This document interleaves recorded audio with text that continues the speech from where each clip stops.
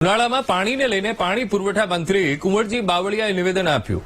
રાજ્યના જળાશયોમાં 50 થી 55% પાણી છે અને પીવા માટે પાણી રિઝર્વ રાખી સિંચાઈ માટે આપીએ છીએ. કહ્યું કે પીવાના પાણીની સમસ્યા ઉભી ન થાય તેવી વ્યવસ્થા ગોઠવી છે. નર્મદા નિગમમાંથી પણ પાણી અપાશે અને સાથે જ પીવા માટેનું પાણી રિઝર્વ રાખવામાં આવશે તેમ પણ તેમણે જણાવ્યું. સિંચાઈમાં પણ પાણીની અછત ન રહે તેના માટે આયોજન કરીશું. આ પ્રકારની તેમણે પ્રતિક્રિયા આપી. રાજ્યમાં બધા જળાશયોમાં એવરેજ જોઈએ તો લગભગ 50 થી 55% જેટલું હજુ જળાશયોમાં પાણી છે.